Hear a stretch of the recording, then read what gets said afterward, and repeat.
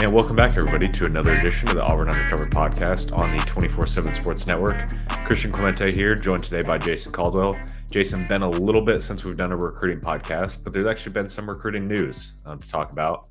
A couple of commitments, I think, since our last podcast. Jaquz Wilks, the most recent, the four-star hybrid defender that Auburn is recruiting as a linebacker out of Wadley. We were up there for his ceremony, and then four-star offensive tackle Wilson Zaire. Both of those guys in the class. There was also a miss out on Duron Parks as well.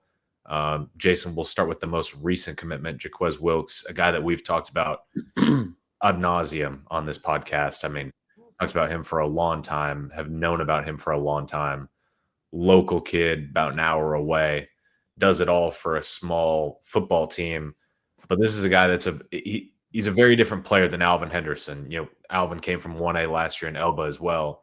Jaquz Wilks is not that Alvin wasn't ready for the SEC because he's gotten bigger and he's gotten better. Absolutely.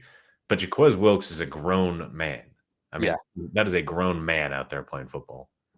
Yeah, and like I said, it kind of reminds me, and I mentioned it, when we did his analysis thing, but it reminds me a lot of when you look at Keldrick Faulk, because he was just so big that he could do pretty much anything he wanted to on the field.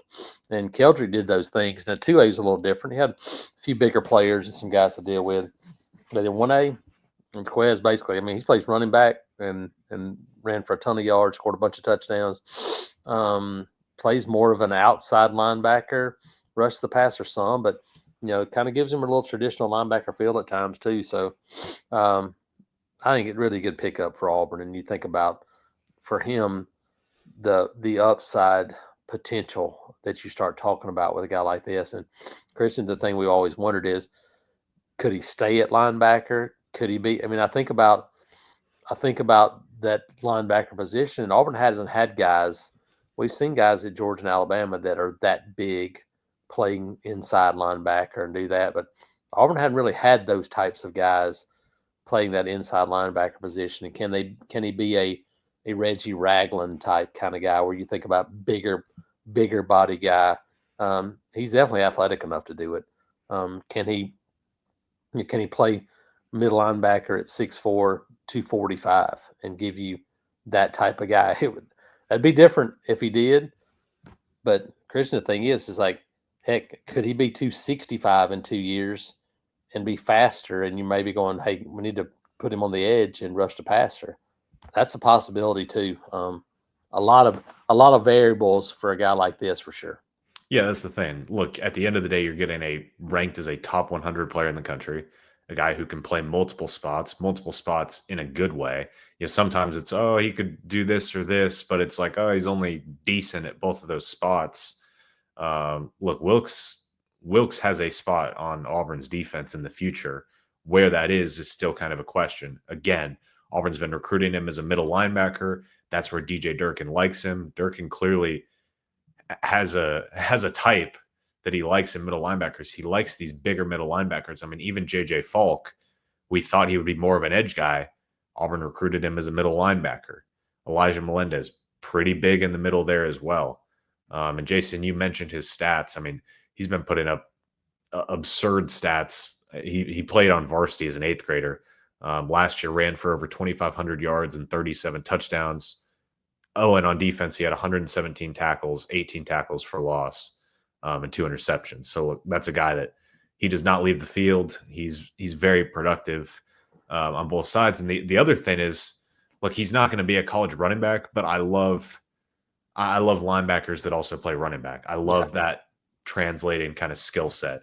That I don't know if that's the right phrasing for it, but I love that. It is. And I think that maybe the day after he committed, the day of, I can't remember anyway, I did some local radio and former Auburn defensive line coach Don Dunn was on there. We were talking about guys, and I said, listen, I'm not saying he's the same type guy, but it reminds me a little bit of Reggie Torber, who was a guy that played at Auburn, that was a high school running back that became a pass rusher and then played in the NFL and did some stuff. But, he's a bigger frame version of the same guy. The thing about when you think about Jaquz Wilks, for me, is that you think about he plays football at a 1A school, then he plays basketball, and then you get to the spring, you're doing things like it. There's a whole lot about it that's when you start thinking about it, the ability to focus on one position and to be able to focus on one sport, how much that can change a guy. And then the other part is this. Hey, and Wadley's a really good 1A football. They won a state championship last year, but this isn't a guy that's getting what you get at Thompson or even Auburn High School or Opelika because of the strength and conditioning programs and the nutrition programs, all the things that are happening now in 6A and 7A ball in Alabama. When he starts to get those types of things to go along with his natural frame and ability, that's where you just don't know where he's going to wind up. He's going to get bigger for sure, and he's probably going to get faster. And that's the thing that's a pretty exciting part of this one. Yeah, talking about the future of that linebacker room just a little bit more. The linebacker room for this season is a little bit of a question mark because a lot of your best players or your most talented players on paper are younger, and you're counting on guys like Caleb Wheatland, who came in and transferred. Robert Woodyard, you're counting on those guys to step up a little bit. But you look at the future of that room, some really intriguing pieces with, mentioned Elijah Melendez, JJ Falk. Where does he fit in? Bryce Diaz. Now you've got Jaquz Wilks. You've got Adam Balagoon Ali. You've got Xavier Atkins. DJ Durkin has built up that linebacker room. There may be a year away from being a truly elite group that people are going to be mentioning the way Auburn is mentioned with receivers, with cornerbacks, stuff like that. But you can see what's being built there at linebacker, Jason. You can see that room getting built up in real time. Now it's about getting Melendez, getting Diaz, getting Falk, getting their feet wet a little bit this fall, and then hoping they can take the next step forward as these other guys come in as well behind them. DeMarcus Riddick, I didn't even mention. Yeah, the probably the best guy in that group or the most proven guy of the young guys. I don't think there's still not a senior in the group. Auburn doesn't, other than Wheatland coming in from Maryland, there's not a senior in that entire group. And Robert Woodyard's still a guy that would have another year. You think about, again, that's a lot of potential production returning for 2026. Athleticism, talent, off the charts kind of guys. You're right. What does it look like at the end of this year? If is DeMarcus Riddick a guy that you like? Hey, that guy's a potential first-round NFL guy, which is a possibility. You start to think about those guys, and Xavier Atkinson there are a lot of guys at that spot.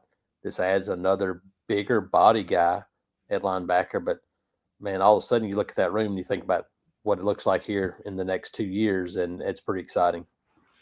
Yeah, moving over to offensive line, another group that talked about a ton in terms of having to rebuild that room, and we've talked about how impressive it has been as this staff. Jake Thornton arrived, Hugh Freeze arrived, how they've transformed the offensive line room. Have to keep doing that with high school additions, and you kind of have to balance, as we're seeing in this new revenue sharing, NIL, executive order, whatever we're in with money, with a potential salary cap. You have to balance how you attack the high school and attack the portal. But you need to keep bringing in those high school guys. They've got a couple already in the class: Nico Heppy, Parker Pritchett, Wilson Zaire is the latest addition at offensive tackle. It was an interesting recruitment for him. Felt like at times Florida State and Alabama were really in it. Auburn kind of surges late there to get his commitment, but a really good tackle prospect to add to that young group. And you need to keep getting those young guys, but also knowing that Xavier Chaplin could go to the NFL after this year. Mason Murphy's out of eligibility. Too Tall Miller out of eligibility after this year. The guards, Jeremiah Wright and Dylan Wade, out of eligibility. Connor Liu, NFL draft potential. So it's an interesting dynamic for how you handle the offensive line room in this 2026 class. I think they've done a good job getting 3 commitments, and the best one is Zaire in terms of rankings. And now it's, do you try and get one more? How do you save money for the where does that balance come from? We don't have the answers for that, but it's it's a good addition and an important addition. Yeah, I know. Yeah, we'll talk about Wilson first. You look at him, and his brother was a guy that had limited football background, but the more he played, the better he got. And Wilson's going to be a guy that has a lot more football background when he gets to Auburn and has more years left to play. So I think that's a great opportunity for a guy like that when you start talking about his future, what it looks like at that offensive line position, which is a developmental position. There's not many guys even today that you plug in and go, that guy's ready to play as a freshman. Look at Caden Proctor. I mean, he came in and he played immediately as I think ranked as the #1 offensive tackle in the country, and he wasn't good his freshman year, and he's gotten better, but it's taken time. Yeah, no. So I think you start talking. I do think we'll see Auburn go to the portal to try to add some experienced guys, but what that looks like may depend on what a Tyler Johnson looks like, or Drake Carter. Yeah, Drake Carter. What Favor Edwin. I mean, what these guys that are on campus now, can they get some experience? How does it look? Can you feel like they're ready to step up and do those things? That's the question that you have. And are they forced into action? Do you have a couple of injuries this year? You feel good about 6 guys, but man, it's hard to make it through a year with 6 offensive linemen. So you go, who's next up? What's that look like? How does that impact what you have to do in high school recruiting and portal recruiting moving forward? But again, just another guy that adds to what they've done on this offensive line group, which has been pretty amazing to see. I mean, you look back and when they took over, probably 2, maybe 3 total guys that you thought were probably SEC offensive linemen, and now you look and you've got depth. You got young guys that are ready to kind of see if they can take the next step, and then you got some incoming guys as well. So just continue to build on the offensive line, which is what you have to do. Jason, looking at what's coming up for Auburn in recruiting now, Jace Matthews, the next one in terms of decision dates. 2 guys left really on the board that are uncommitted at this point in terms of top overall targets. Jace Matthews, the receiver from Greene County, Mississippi, the rival high school of George County, where Deuce Knight is from. Those 2 have known each other a really long time, played against each other a lot. Jace has kind of emerged as Auburn's biggest wide receiver target in this class. Really, really talented player. Been comped to us as kind of a bigger Malcolm Simmons is what we were told in terms of athleticism, explosiveness, what he can do with the ball in his hands. A guy that this staff has loved before a lot of other staffs have. This guy visited last fall, and I think he was a very low 3-star, if not unranked at that point. Auburn was one of his first offers. Auburn really liked him at that point. They still love him now. It's Auburn, LSU, Texas A&M, Ole Miss. Feel like it's primarily Auburn, LSU at this point, but Texas A&M still in the mix there a little bit as well. It's going to be a small receiver class. The only guy you're guaranteed to lose from that room is Horatio Fields. Feel like Eric Singleton is probably going to be a one-and-done guy and go to the NFL, but even if he goes, you're still only adding probably 2 guys in this class from high school. And Jace Matthews is very clearly the guy that they've locked in on. Like, look, we will do what it takes to get this guy, to have him be the premier receiver in the class. Then pair him with a Deshaun Spencer, the Duke commit from Saraland or something like that. Pair him with another, maybe a little bit more developmental guy. But Jace is the guy that they're locked in on going into August 8th.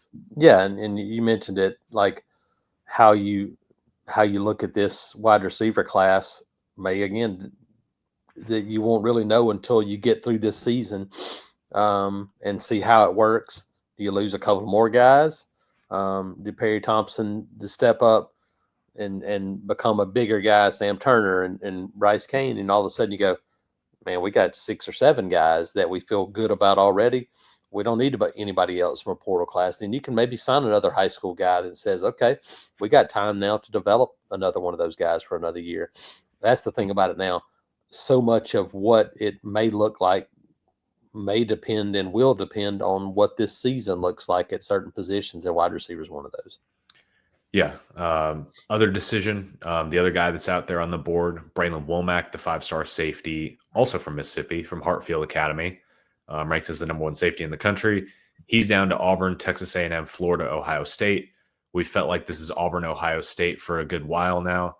I don't remember if I said already, deciding August 21st, kind of losing my mind here, I guess, as we get ready for preseason practice.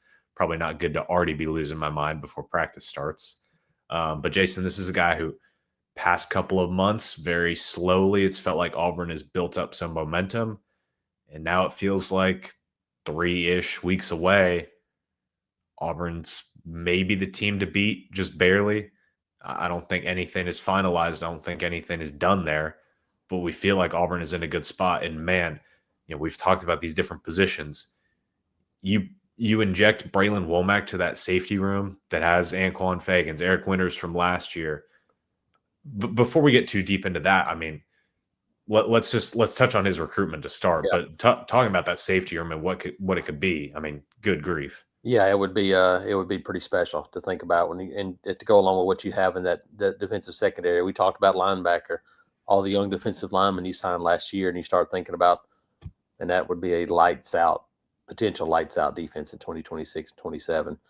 Brandon Womack, really athletic. How much does it factor in that his sister plays softball at Auburn? That's going to be a big part of this one. She transferred from Ole Miss at Auburn. Probably gets more playing time this year, but because of that, I mean, they made several visits over during the year, to whether it's a softball game, we saw him at a basketball game, we saw him at some different things. So he has a pretty good understanding of what Auburn's about outside of football, and that's important. And so I think that plays a big part in this one, is that he's really gotten a feel for Auburn other than just football and football recruiting, and I think that makes a difference. And so. It's been Auburn, Ohio State, felt like this the whole time, and that's probably what it would come down to, I would imagine. And it'll be, look, beating the reigning national champs is not easy. He grew up an Ohio State fan. He models his game after Caleb Downs, the safety at Ohio State. When you go to his 24/7 Sports profile, his player comp is Caleb Downs. So there's a lot of factors here for Auburn that it's a big dog recruiting battle. And let's face it, Ohio State just won the national title, and Auburn is coming off a losing season, and they have not had a lot of success recently. This would be a monumental win on a lot of different levels. And I was writing it for a story on Tuesday. What a win it could be if it's pulled off for TJ Rushing. He takes over for Charles Kelly, one of the best position recruiters of all time. Defense, offense, whatever, one of the best recruiters of all time. And he just signed a elite safety class of New Boy Fagans and Eric Winters. TJ Rushing comes in, no slouch in recruiting. He's had some big wins at Texas A&M and previous stops, but everyone knew, and this is not a shot at TJ, everyone knew you're not going to be able to replicate what Charles Kelly is and what he brought to Auburn, especially in state. But if TJ can stamp a win with a guy like Braylon Womack, the number one safety in the country, beating Ohio State in the process, that'd be pretty darn impressive. Yeah, and you're right. It's a different class when you look at what you're trying to do at safety after you sign guys like that last year too. And so you start to think about, okay, how do you put pieces together? And it would be a really interesting dynamic, because Eric Winters is a big, long, athletic, bigger body. Anquan Fagans is a ball hawk that can play nickel, can cover, can do all these different things. And then you think about, what Womack could be is kind of a hybrid of both of those. You think about that bigger athletic body, but a guy that can cover too and do something. It would be a big time get if Auburn were to be able to land him. Yeah, and you've got Jacoby Matthews, the guy who was in contention to be a 5-star. What does he look like after a year away from football? Transferring in Sylvester Smith, played a lot. Caleb Harris, of course. Yeah. Kensley Faustin, who's played all over the place last year as a freshman. Bring in a transfer from Georgia Tech. So, I mean, yeah, again, when you start thinking about numbers on this defense and potentially what 26 looks like, there's depth, there's talent. How do you put the pieces together? And if you could add another one of those and Womack, that would be massive.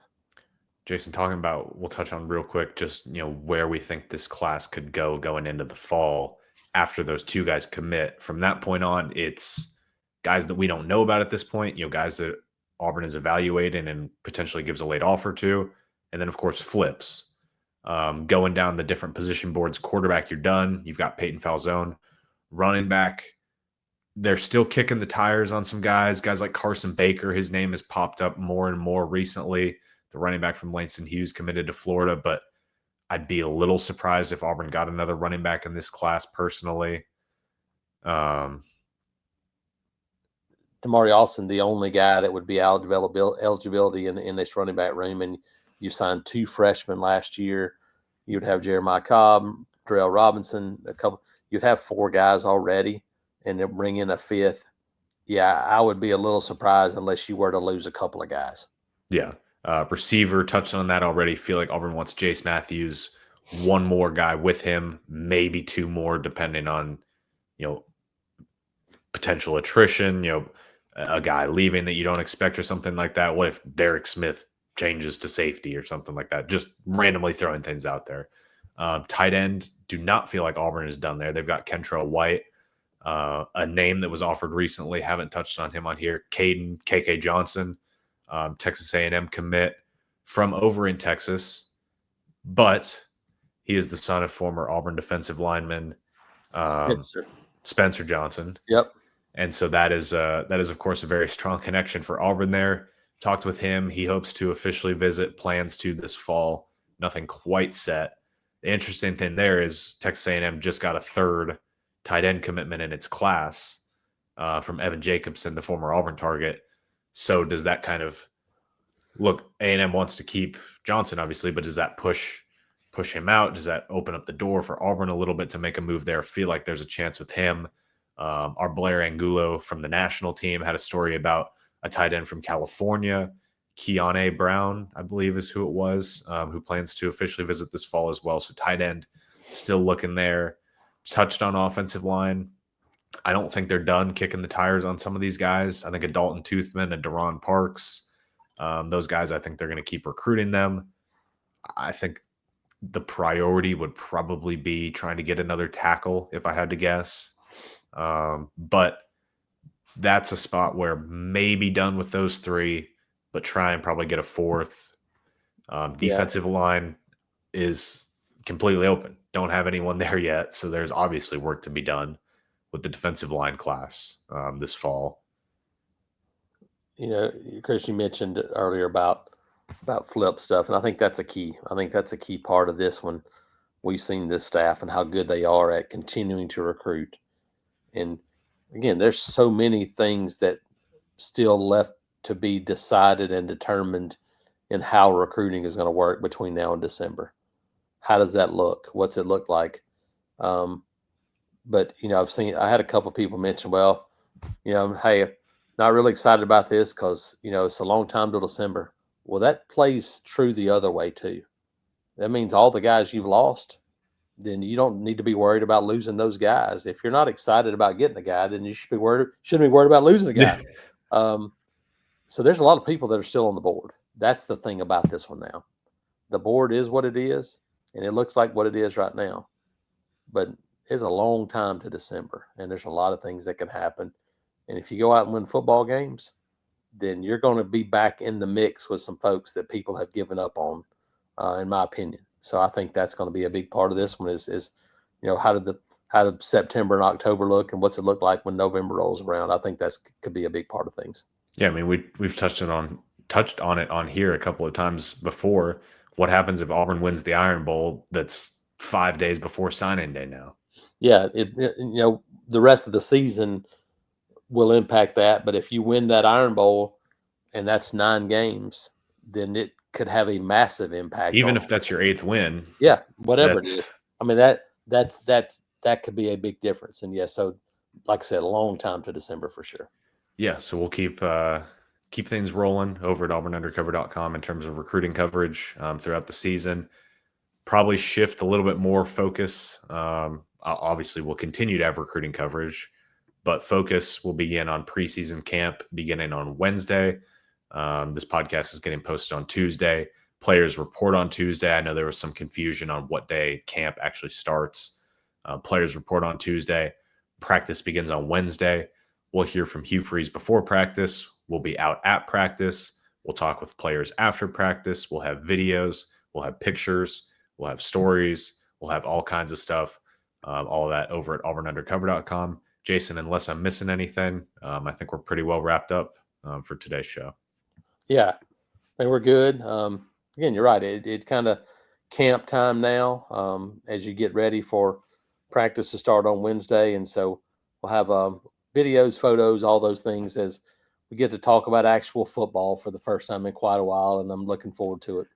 Thank goodness. Turning on the TV over the past, it's always slim pickings a little bit in July, but over the past week or so, there's not been a whole lot to watch. And yeah, I can only watch so many Main Cabin Master reruns because that's pretty much what I watch when we get to this time of year. I'm like, it's other than watch Brenda Valdez over the weekend into 3M and watch some Auburn golfers. Other than that, right now, it's pretty much this kind of decompress as you get ready for the season. Yeah, I found myself over the weekend at one point, I think late on Saturday night, watching the ISPS Women's Scottish Open. Yep. Entertaining, but not something that I would normally watch. No, I watched a little of that myself, but that was about it. Yeah, so getting ready for football. Look, there won't be games to watch, but hey, if you're watching this on YouTube, we will have practice highlights for you. We'll have those videos, have video freeze, have video of the players, stuff for y'all to watch. Stuff for y'all to bide your time a little bit until August 29th. So make sure to stay tuned in for that. We'll have podcasts as well, probably stand-up videos at the football facility and whatnot as well. So stay tuned for that as well. Appreciate everyone tuning in. We'll catch you guys here soon.